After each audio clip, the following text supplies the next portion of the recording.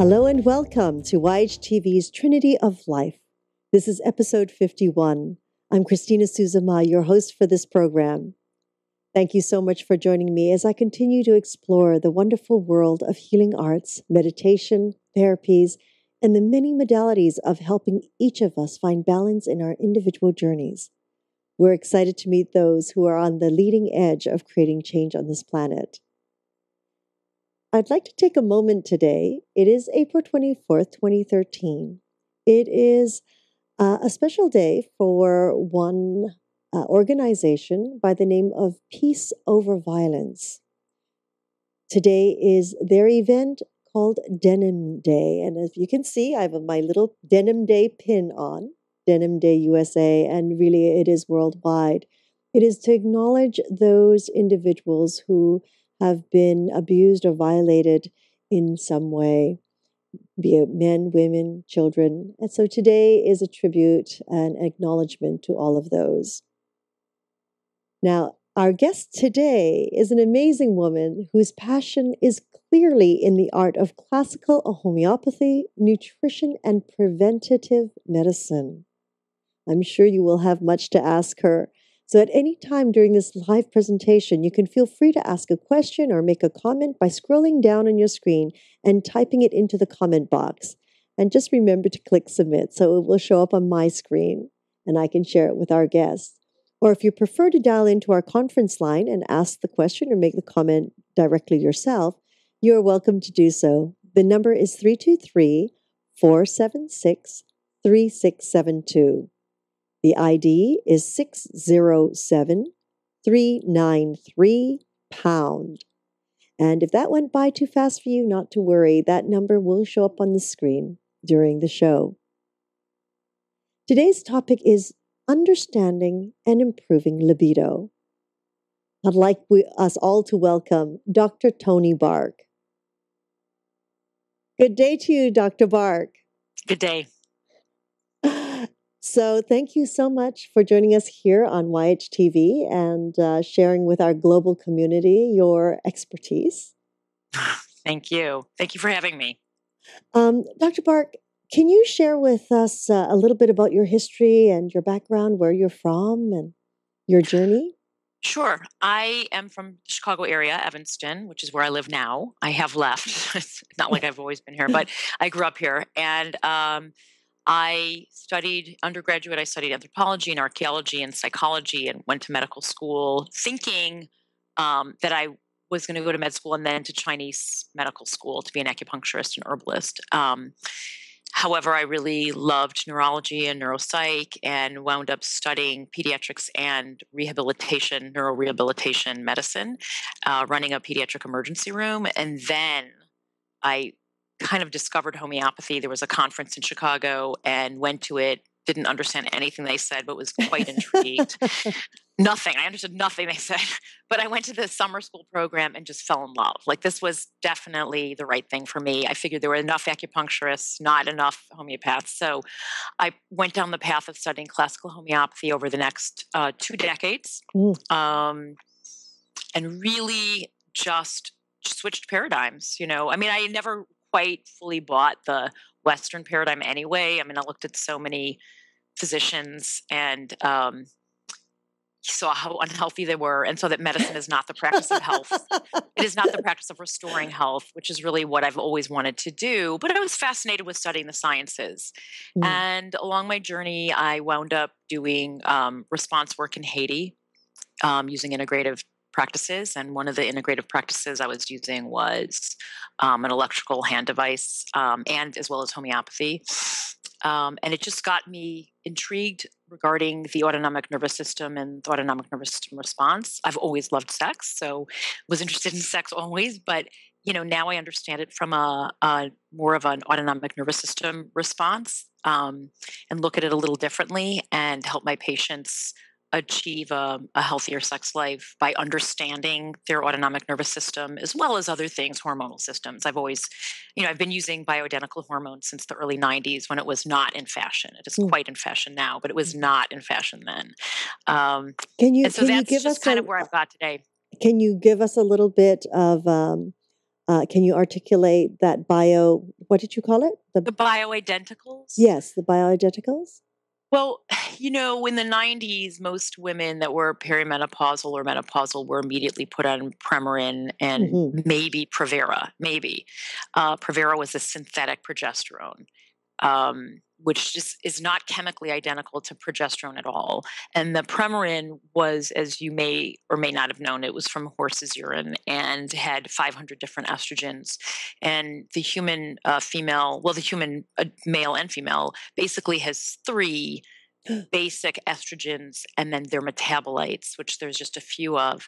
And so they're metabolized very differently than the horses. And in fact, cholesterol, which is the building block of all the steroid hormones, which are also the sex hormones, depending on what's going on in your body and how you detoxify, and if you have drugs on board, you can change your cholesterol into progesterone, into testosterone into estrogen, back and forth. If you're very stressed, then your cholesterol will be used for, and your progesterone will be used for stress hormones as opposed to your sex hormones. So these things are quite complicated and adaptive. This whole endocrine system is a complex adaptive system. And just to throw horse's urine at these women with synthesized progesterone is not really the answer for most women and can wreak havoc. And the reason that it was done is because it was a substance that was synthesized in a lab and was and is patentable, and much of what gets pushed as treatment in the practice of medicine is what is patentable and what can be made money upon. So no company is going to spend money marketing something that is natural or bioidentical because you cannot patent those things. And so that's kind of why there is a division and why you don't hear about nutritional treatments. People always say to me, well, how come, people don't know these things? And I'll say, because, there's no money. No one's going to market this to doctors. Nobody's going to market it to the public when, there's no one company going to be able to reap the financial gain from it. So that's kind of why things are dictated the way they are. But bioidenticals have been around a while. And for most women going through perimenopause and menopause, most women just need a little bit of progesterone. That's usually what they lose first. And that's one of the hormones and one of the main reasons that we see the insomnia around menopause time. You'll hear women have really disrupted sleep, and a lot of it is due to the lack of progesterone. And you'll also hear women say this prior to their periods, that the week before their periods, they're irritable, they're anxious, they don't sleep well. And some of that can be helped by some bioidentical progesterone, which is very different than the synthetic progesterone, which is not progesterone, it's a progestogen, and is associated with an increased risk of breast cancer, whereas the bioidentical progesterone is not. Now, is that the bioidentical progesterone made out of the natural products like yam? I do believe yam is one of them. Yam and soy are the 2 main plant substances that... Oh my gosh, now we have to worry about the GMOs in soy, right? Right. And so no. that it's true. I mean, a lot of soy is I hope my dog barking in the back doesn't bother you. That is one of the issues, obviously, is that soy is so genetically modified, and you want to use a lab that starts with an organic soy base. The yams are not so genetically modified. I mean, I'm sure there are, but in general, it's not the same issue that you see with soy. My goodness. Yeah. Oh, it's almost like, how deep in the rabbit hole do you go? I use that term all the time. Yes.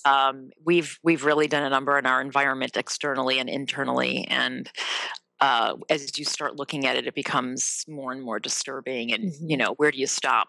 Yes. Well, I always say one moment at a time and one change at a time that we can make, So today's topic is not an easy topic for a lot of people to discuss. And so that's why it's wonderful that you've come to share with us your expertise in this area. Libido, that word, even when it's brought up, outside in any sort of just discussions, it's almost like people shy away from it. Well, I think we have an epidemic of low libido. It's not just women, it's Hmm. men. In Hmm. fact, I would say that the epidemic is more in the male population because women's libidos have always been thought to be more complex and not just reliant upon or reflecting the hormone levels. Whereas it's always been thought that men, their libido is just about their testosterone level. And of course, now we have the drug companies kind of inventing this low T issue. Do men get lower testosterone? Yes. But the truth is that exercise, muscular exercise, and intense exercise stimulates an elevation of testosterone in both men and women. And there's good evidence that having adequate muscle mass um, really promotes good testosterone levels. But that being said, it's not the whole picture. It's not the whole picture for men or for women. It's not that simple. Men are not just wired one way. There's psychological reasons for men to have low libido as well. We just tend to think about that occurring in women more. And in fact, women have greater levels of anxiety and do from a standpoint of measuring anxiety in the population, women are twice as likely to suffer from anxiety disorders than men. And there's a lot of real evolutionary reasons for that, which we can go into at some other point. But anxiety will reduce your libido because one of the things that you need to be turned on is good um, parasympathetic or rest and relaxation tone. And so many people are just so stressed out from their daily lives that they're in constant fight and flight and they can't allow enough vagal tone or parasympathetic tone to feel turned on. And so that happens in men and women. So it's not just about a testosterone level. Clearly I have seen women on supplemental testosterone and they still have very low libido. Mm. Interesting. So, I mean, you sort of covered the difference between the libido between men and women, and you've mentioned and spoken and about the different levels in someone's body, and how exercise. And now you said like extreme exercise. Well, bursts of muscular energy and muscular contraction Can you really give us seem to an example of what that might be? weight training, of course, but anywhere where you're building muscle. So, Hmm. weight training is like the one what we tend to think about. But, with these vibration plates that you stand on, I don't know if you've ever seen like the power plate, or it's actually technology that came out of Russia as well. Many good technology came out of the cosmonaut program, but it's a plate that you stand on and it stimulates the muscle spindles. That really seems to stimulate testosterone levels as well. Anytime you're building muscle, you're going to stimulate certain growth factors and testosterone and androgens, and running in a muscular way. So not just kind of jogging, but where you're really, let's say, trampoline or Mm. bouncing. Power pumping like on the bicycle, let's say. So anything where there's some burst of muscular activity, you are going to see a transient elevation of growth factors and testosterone. Mm. And Interesting. fat tissue, especially if you're not eating clean. So fat tissue, there's a pathway called aromatase pathway, and the aromatase pathway can take cholesterol and make testosterone. It can make estrogen. What Mm. we tend to see is that men, as they get heavy and sedentary, what I say to my patients is men become women and women become men. So what we see with the aromatase pathway is that their estrogen levels go up. They get more Ah. breast tissue. They start meeting like the bros ears or the man's ears, the bros. I don't know if you familiar with that Seinfeld I didn't. episode. I didn't realize those existed. The Well, I don't bros know that they ears. do. No, that was a Seinfeld episode. But Ah. I'll see men who are sedentary who have breasts. Mhm. And, when you measure their levels of hormones, they have elevated estrogens.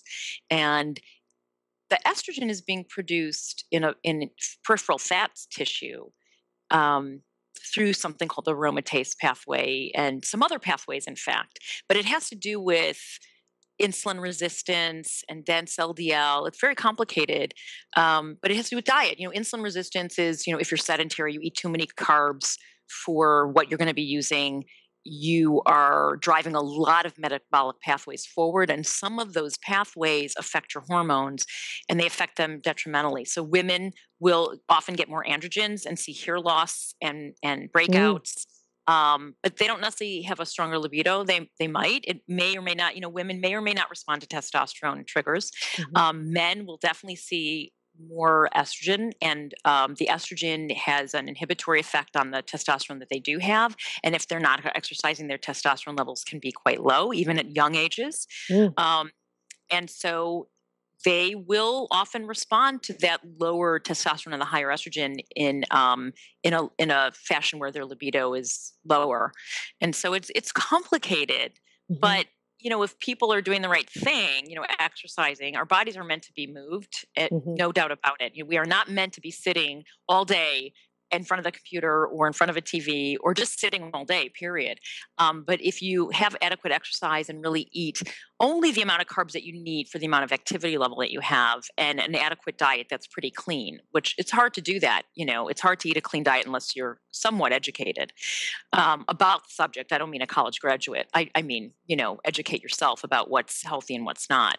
But if you're doing the right thing, and you're keeping your stress levels low. And I don't mean avoiding stress, because we can't, but how you deal with your stress is so important. Mm. Meditation, yoga, whatever it is. Some people find cleaning, God, I wish I did, find cleaning meditative. I really don't. I've been hoping for that to rub off on me from some of my patients. But, if you can do something that really allows you to clear your mind and allow some of this relaxation tone to come up, and you're doing the right things, your hormones should be in balance. But that being said, it's harder to achieve what I just spoke about than to not. Mm.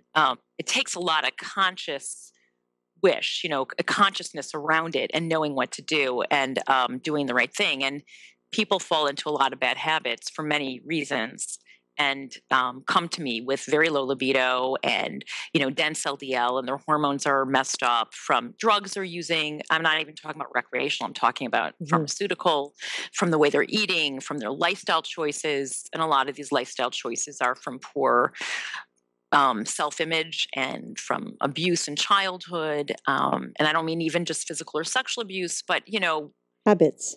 yeah, Mm. habits, and also being, maybe a parent that was verbally abusive, or a sibling that's frightened them, or bullying at school. And, they get into these habits where they're befriending themselves and soothing themselves with food or with watching TV, as opposed to, going out for a walk or a bike ride and eating healthy. So Mhm. it's quite complex. We're complex systems. And, a drug, one change isn't usually going to cut the mustard. Mhm. Mhm. So if one, I mean, the natural way of increasing the libido is to have that physical exercise, the actual high energy, exercises quite frequently, I would assume. Would you say once a day? Would you, and for a certain period? Of course, body size, etc., will all have a factor. But any examples that we can give the audience? Yeah, well, what I tell my patients is an hour a day of movement. It can be walking, it can be yoga, but it also depends on, some people are just more physical than others.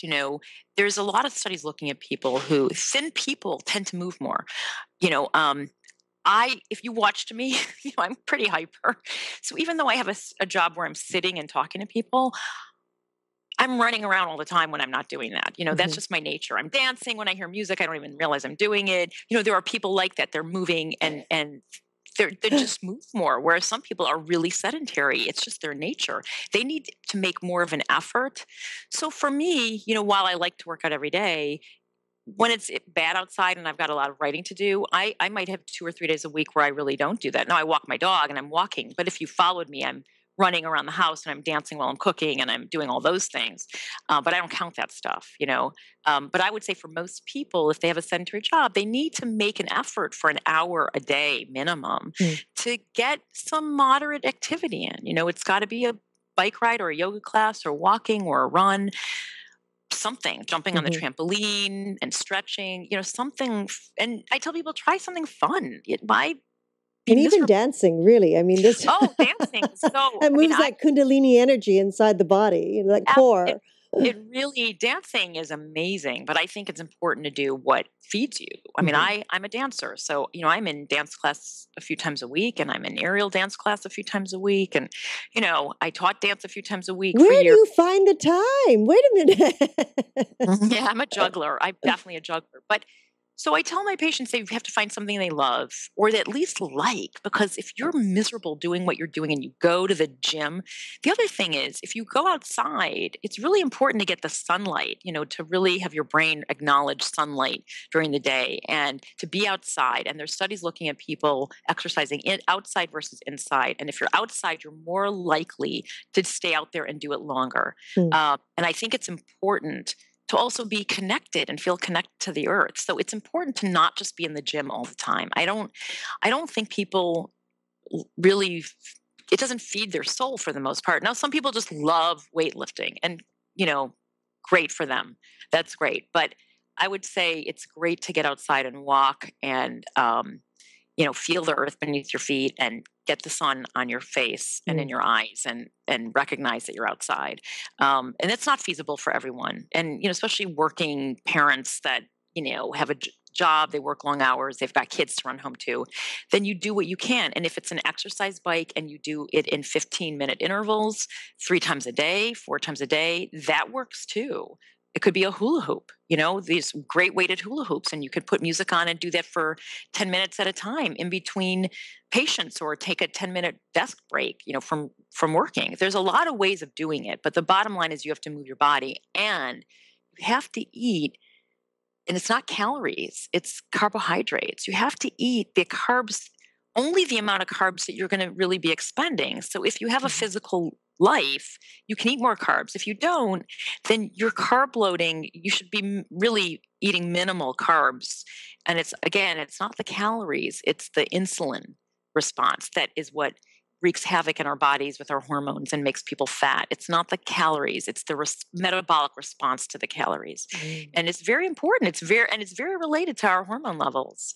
So a leaner body that is eating less inflammatory foods, which is less carbohydrates, that's active is going to be better and have more libido, and all things being considered, all things equal, meaning no emotional trauma, than a body that's not all those things I mentioned. Mm-hmm. Oh my, that's a lot to take in, everyone. But so people who run ultra marathons and and are over exercising, actually their libido is really low, and they often don't have any libido. So that's interesting. So over exercising can actually switch it the other way around. Absolutely. Wow. Oh my God, especially for men. But we're talking about really over exercising. I mean, people who do Ironman. Yes. Major athletes like Ironmen, like running a 50-mile race, running 20 to 25 miles on a daily basis. We're not talking about somebody who goes out and does 4 miles a day or 5 miles a day or an hour and a half or 3 hours of Pilates and yoga. That's not going to do it. But my ultra marathoners, who tend to be a pretty OCD lot to begin with, you have to be. You can't do it. You can't train for Ironmen and not be obsessive compulsive. How can you? It's hours a day going to just exercising for months and months and months. My goodness. Okay, so you all heard that, right? If you can overdo it and your libido is just going to drop. Right. So what do you think about all these medications? Not much. Like the Viagras and things like that they've brought out. Okay, like the Viagras. Okay. I thought you were talking about like the psych meds. No, the psych meds. Oh, that I've heard kills everything, not just the libido. Yes. And if you thought you were depressed before, try having 0 libido and 0 orgasmic functionality, and then you'll find you're really depressed. The Viagra's, I'm sure it's appropriate for certain population, people who really have physical reasons to Mm, have dysfunction with their vascular tree, older men. But that being said, there's ways of reversing and preventing those kinds of problems. And for many men, I mean, many of my patients in their 60s and 70s and even early 80s, they do not need Viagra. Um, but a long time type 1 diabetic, mm, that's what we used to say. Of course, now we see way more type 2 diabetics, and those labels are going to change because they're not really the same disease. But any disease where there's lots of sugar and inflammation, you're going to have small vessel damage. And, the Viagra also works when there's poor heart rate variability, meaning poor parasympathetic tone, which is related to stress. mm. So while the pills work, they are a slight risk. There's people who die, who have sudden heart attacks on them. Um, and there is probably a better way of achieving the same result, but it's more work. Mhm, mhm. It takes the patient, it takes, work. You'd have to want to change your lifestyle. And that's, let's be rational. Not everyone's going to do that Mhm. and want to do Well, it or our motivated enough. society is for the past several decades has been such a pill popping society. And The only quick getting fix, worse. right? The quick fix. Let's just take that and we'll be fine. Well, we market, pharmaceutical. This is one of the only countries, and it might be the only country that markets drugs directly through advertisement to the Mm, population. It doesn't happen in the rest of the world.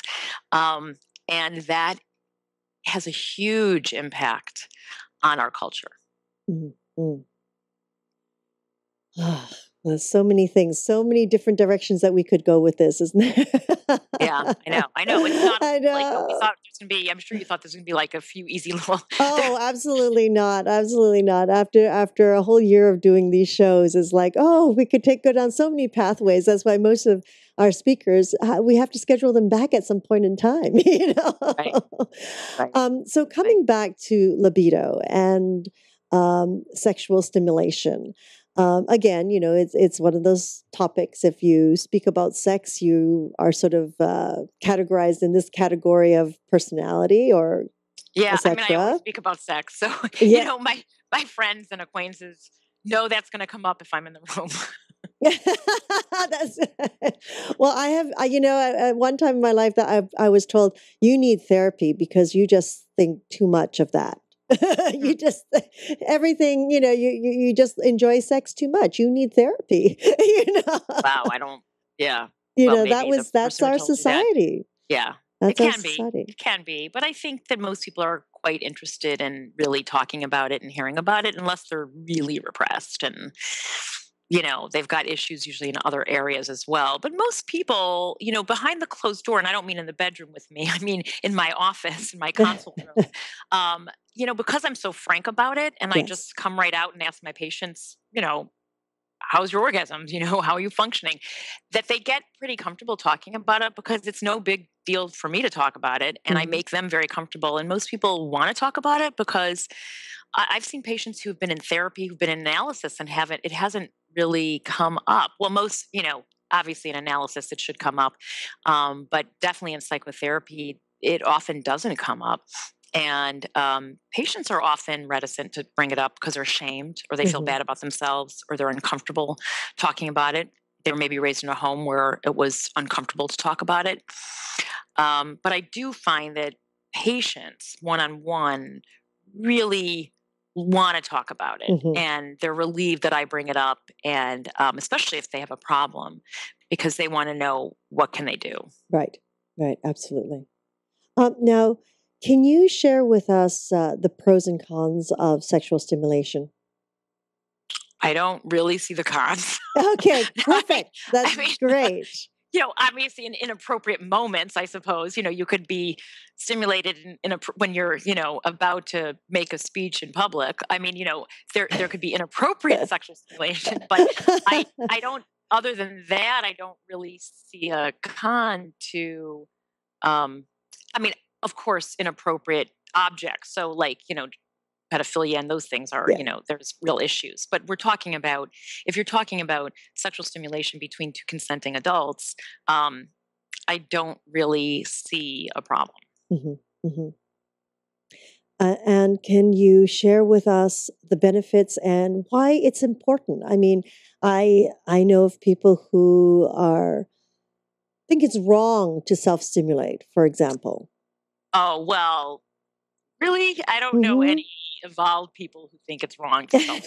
That maybe that was judgment on my part, but I think that comes from dogma, right? I mean, that comes from certain religions have kind of the whole original sin, or even the, it's not even from original sin because we don't have that in Judaism. But you're not supposed to spill your seed if you're an Orthodox man, but that's where it ends. And again, that's ultra Orthodox. No one else is following that.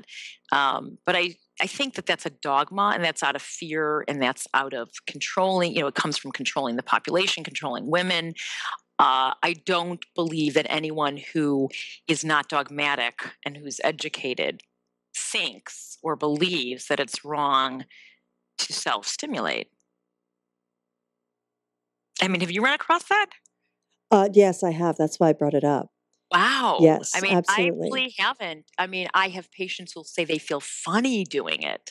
Like they Hmm. feel ashamed. They wish they could, but they don't have a judgment that it's wrong. But they just are, they have some issues. They have some real hangups around it, but they know that it's a hangup and they wish that they didn't have the hangup. Yes, yes. No, I have run into people who just feel it's yeah, it's not a good thing. It's not. It's the wrong thing to do, and you shouldn't have to do that. Well, that's a different issue. You shouldn't Yeah. have to. But let's face it, it's the way lives work. That maybe you shouldn't have to, but you do, and I don't even believe you should have to.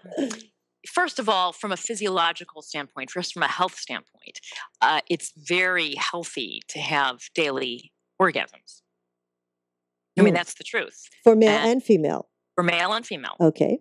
For male health, prostatic health, absolutely a prostate that has, ejaculates on a regular basis is a healthier prostate. Mm. But from an autonomic nervous system standpoint, for men and women, the sexual response involves a real concerted effort between the two parts of the autonomic nervous system. And so that's the fight and flight and the rest and relaxation. And you get pelvic floor involvement, which strengthens the pelvic floor. And so you have less, women as they get older become somewhat incontinent. And Hmm. that's from weak pelvic floor muscles. So there's no reason that your pelvic floor should be weak. You're much healthier sexually and just from a core standpoint to have good pelvic floor muscles.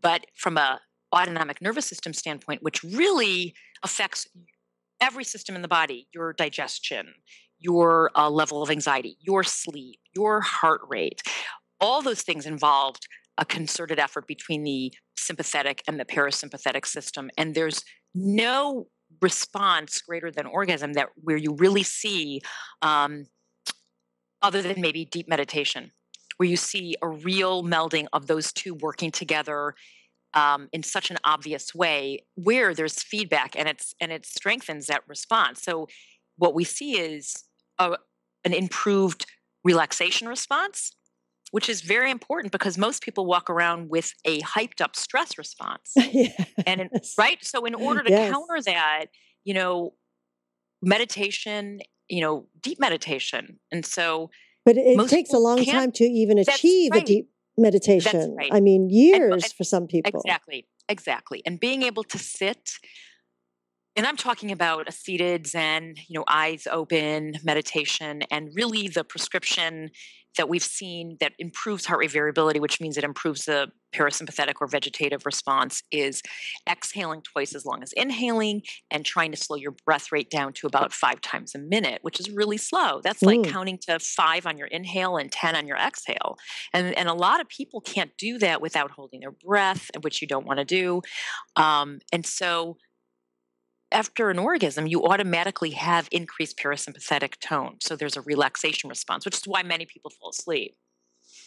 Um, and that is something that is very beneficial and unusual in our daily lives because everyone's so busy being stressed out Hmm. financially, work, responsibility, if they have kids or aging parents, especially for women who often are taking care of kids and aging parents and working.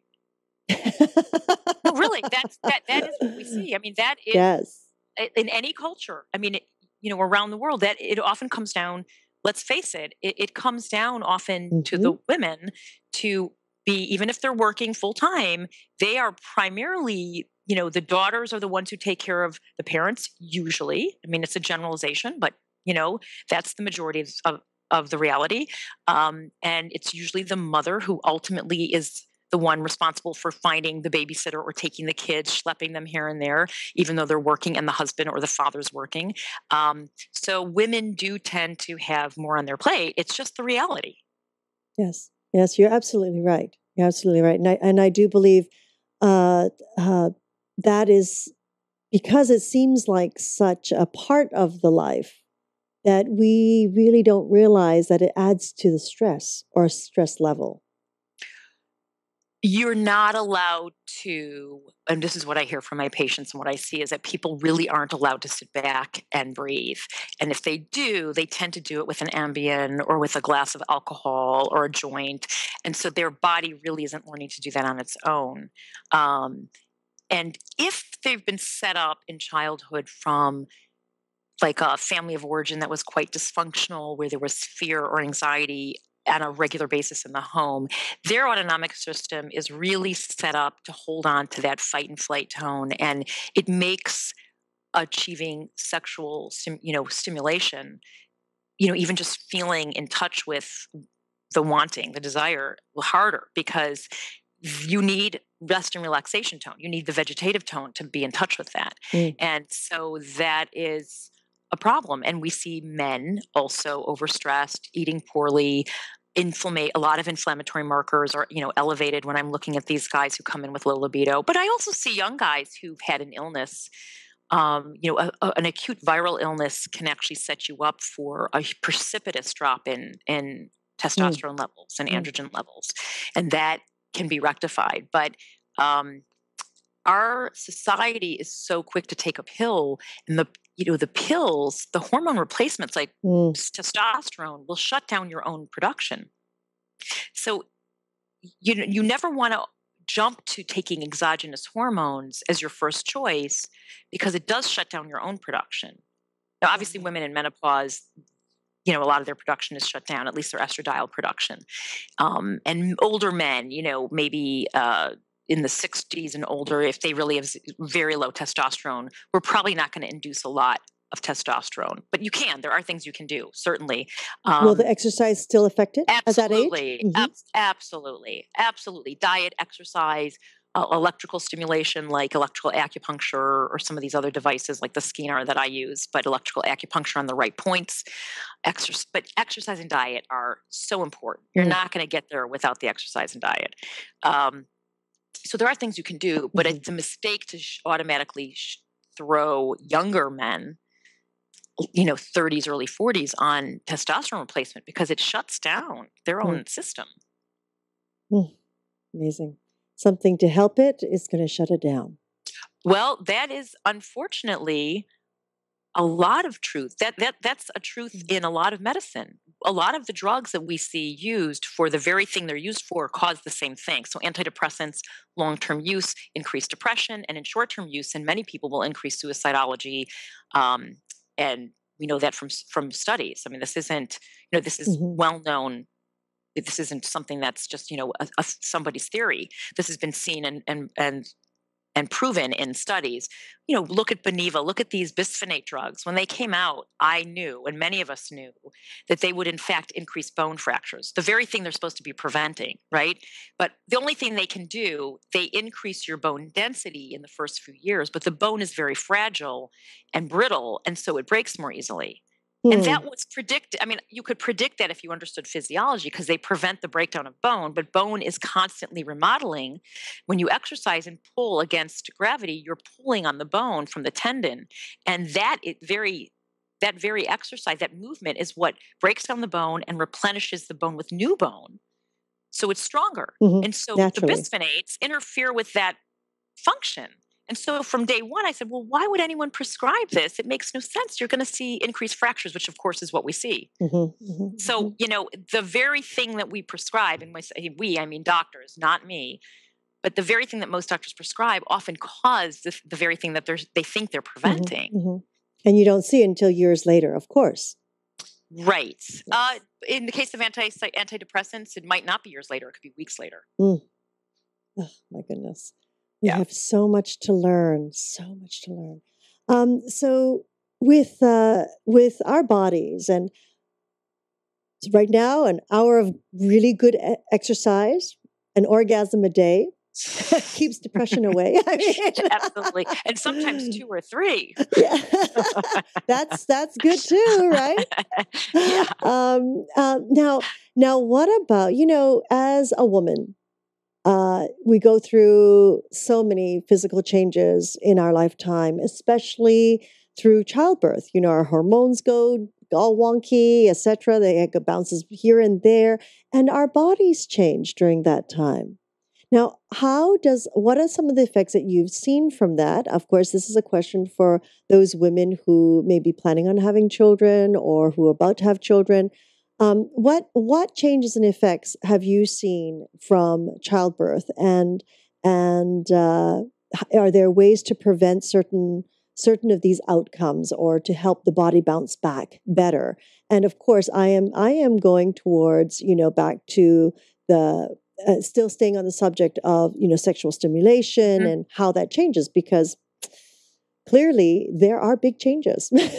Yes, there are. And I think that they're adaptive. I mean, one of the reasons that women often lose their libido for the first several months, maybe to a year after having a baby, is that they need to focus on the baby and their libidinous energy. And I don't mean that in a sexual way, but their deep love and their focus becomes the baby and not their partner. And some of that is necessary to some degree. It can go overboard, which is problematic. And so I think that to not get down on yourself for having a low libido after delivery, of course, during pregnancy, libido is crazy high. But that often changes. First of all, you can't have sex for the first 6 weeks after delivery. And many women who are breastfeeding, because of the hormone, the progesterone predominance and some of the hormonal oxytocin, the changes in breastfeeding, they also feel quite dry and their libido is really diminished. But that is temporary and will come back. And I think that some of it needs to be temporary. Your focus needs to be on the baby and not on the partner, so when you fall in love, your focus is all about your partner and the two of you together. But when you have a baby, you really need to be the baby needs to be all encompassing you. It's got to be your main focus in terms of attention. And I think that's adaptive. So, obviously it can go overboard. I don't want to state that it's, it should be 100% and obsessed, but many women do feel that way to some degree in the first few months. And I think that's okay. It's a stage. Just understand that you will bounce back. And some of it, for some women, they have to stop breastfeeding at a year because they feel like they're not going to get themselves back. That wasn't the case for me. I mean, I breastfed for years. I'm right with you on that one. When my son was giving me really good rational reasons why he should continue breastfeeding, it was like I realized it was probably time to stop. But he was 4. But I think for some, it's very different for women. Some women say, they can breastfeed for 2 years and their libido comes back at 6-7 months and it's not a problem. And other women say, at 10 months, I had to stop breastfeeding because I just felt like I wasn't myself. So everyone's a little different. But I would just say to know that you're going to go through phases and you'll come back to yourself and your libido will come back. You can lose your mojo for a few weeks or months, but that is not permanent. And it shouldn't be. And if it is, you have to look at other things. Is there a problem between you and your husband or your partner? And is there a problem with you physically? Or did it bring up, was there some postpartum depression because it brought up some latent issues from your childhood? So, again, it's temporary and shouldn't last too long, but you need to give yourself room for it. You do. Mm. And it'll come back. Yeah. Mm-hmm. Well, that's good to know for those of you out there. And of course, yes, the body changes a lot, which brings us also to the way we both met, Dr. Berg, which is through a company by the name of Tamina. Yes. And in Tamina, we ran into them at their booth at the Natural Products Expo West here in Anaheim, California. And they were a lovely group of women that shared, about their product with us. And I was captivated. As a woman, I was captivated. I know my camera person was captivated. Our assistants were captivated because, here is a company that really has taken women's health into consideration. And your statement about, orgasm a day, that's really wonderful, to be able to do that. And they've come out with some products to assist women Absolutely. and men, because they do have the massagers that also supports men as well.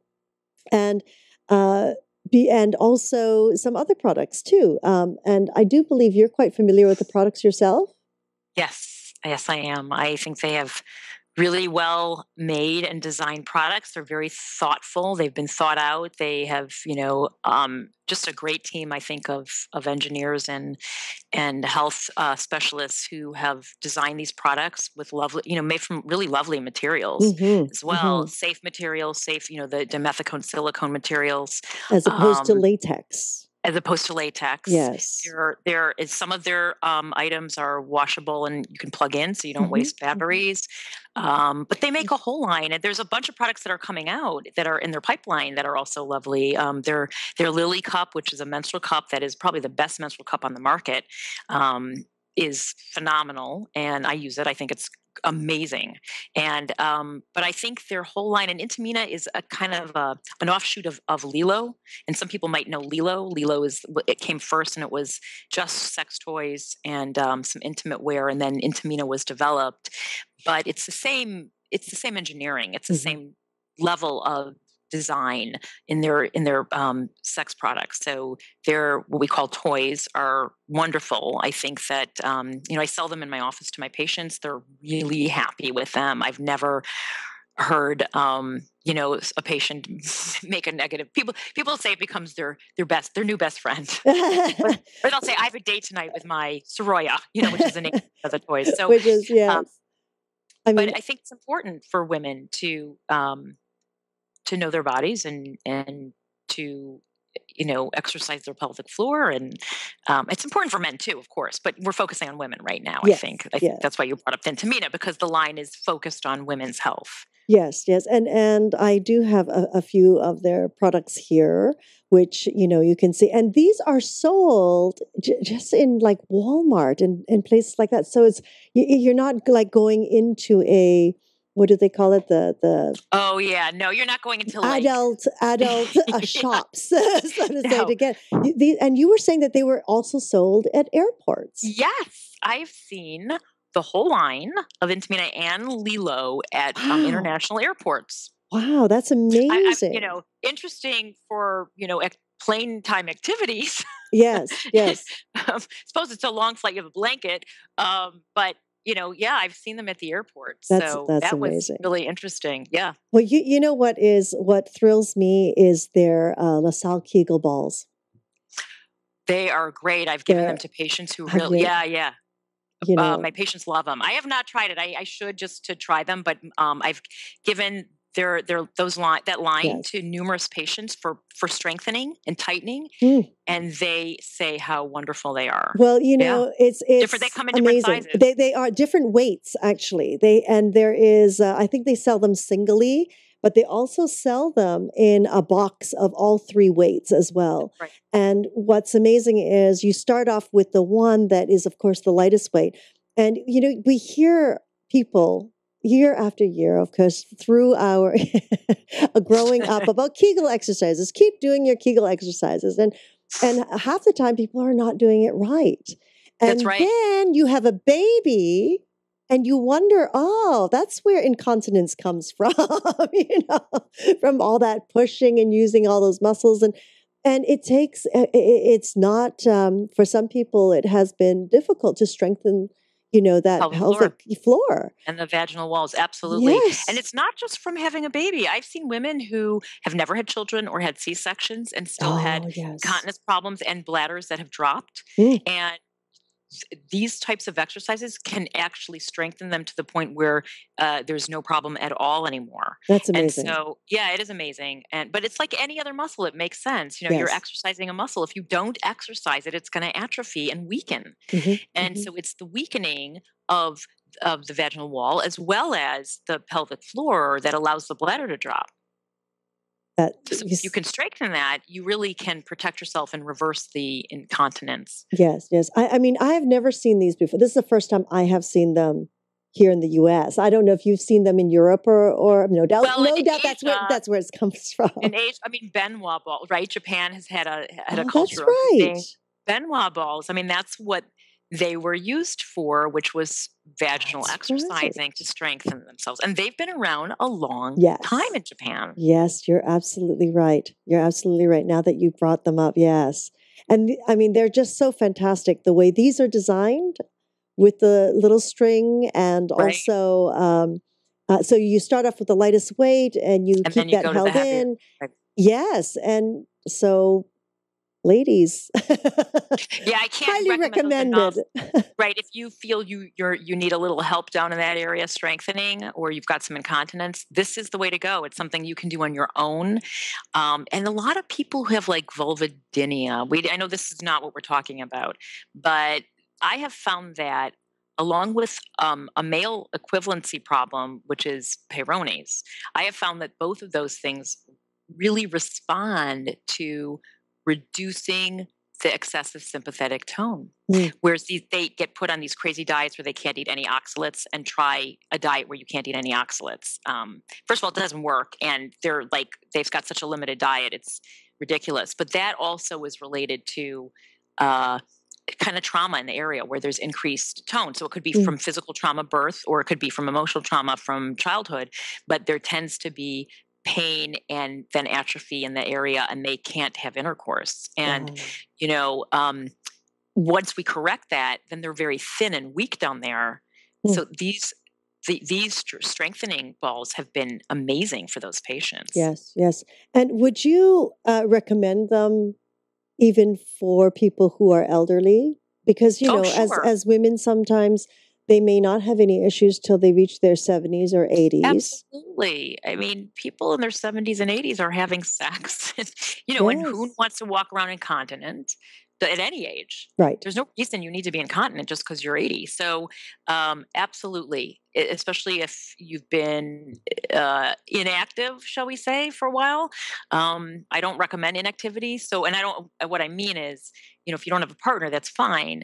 But, get a good toy and use it and enjoy it.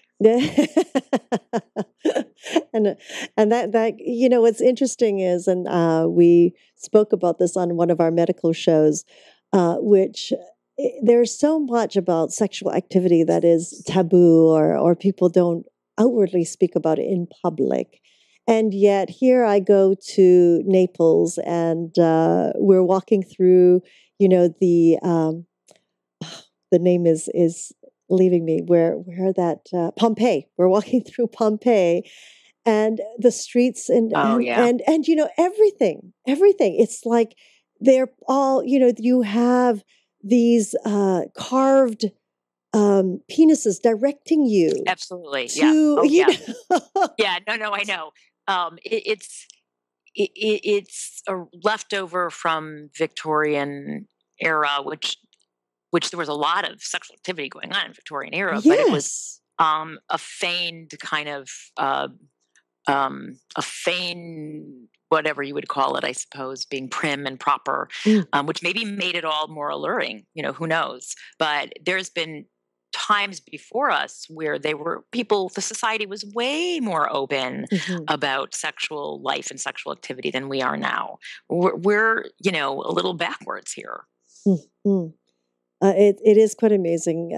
I saw a documentary even on a tribe of people that really were hidden away in one of the rainforests, and they had no infighting. They had no like jealousy and everything. I mean, everyone was open. Everyone, there was no. You had a partner, but that partner could be with other people as well, and they would have children. And it was only when the Western world came in and started to bring in, what marriage was and start to put those parameters down. Suddenly there's a whole bunch of infighting. And, Oh yeah. Well, there's problems. a whole tribe that, there's a hill tribe in China in the Himalayas. And they have no term for father because it's a matrilineal tribe. There's once a woman has her period, she's kind of paraded in front of the village naked. She gets her own room, and whatever man wants to sleep with her puts his belt in front of her door. And if she takes your belt inside, you're accepted. And women have babies, and they're raised by them and their mothers and their brothers and their uncles. But there's no word for father. There's a great book about this tribe. And it's called Leaving Mother Lake. And it was written by a woman who left the tribe to be a singer, a professional singer. And so she was kind of sought out by the Chinese government and brought to Beijing in the conservatory there. And she lives in San Francisco now. But it's a very interesting account of a completely different culture where, women hold all the power around sex and reproduction, and men are just uncles and brothers. Wow, that's quite a concept here. Oh my goodness. Well, thank you. That is, and the book is called Leaving Mother Lake. Leaving Mother Lake. Leaving Mother Lake. That would be a wonderful book to it's read. A great book. Oh, and it's, in clear contrast to, let's say, The Bookseller of Kabul, which is about a journalist who stayed with a bookseller in Kabul and how he would just go and get another wife, and the women had no say, and they had no say over their sexual lives. In Leaving Mother Lake, this hill tribe, these women have complete say over their sexual lives. It's basically everything's up to them. Wonderful.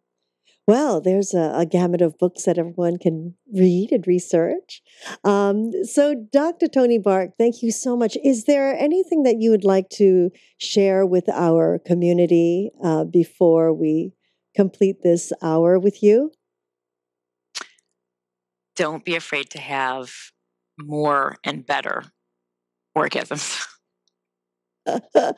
That's a good message. Oh, right? It's a great message. Good message to leave with. It is a great message, and that's for male and female. Absolutely. Oh, yeah. Libido keeps your health strong internally, and it increases your confidence too. I mean, there's a lot of research on that people that have healthy sex lives and have frequent sex tend to feel more confident. But it's all related. People who exercise and stay in shape tend to have higher sex drives and report more satisfaction with their sex lives. And then that in turn fuels them feeling more confident, which in turn probably fuels you the confidence to go and work out. So it's all a cycle, but it's inertia, and just jump in and get on the inertia train. There you go. Thank you so much, Dr. Toni Berg, for sharing your expertise with our community. And we look forward to having you back on our shows again. I look forward to it. And of course, we would like to thank each and every one of you for joining us on this new platform of information and education. We're grateful for your continuous support and look forward to hearing your feedback on how we can serve you better. We invite you to join us live on Tuesdays for Magical Medical Tour at 10:30 a.m. Pacific Time, 1:30 Eastern Time, Wednesdays for Trinity of Life at 11 a.m. Pacific Time, 2 p.m. Eastern Time, followed every other week with Flowing into Awareness with Anatara. Again, thank you, and until next time, namaste.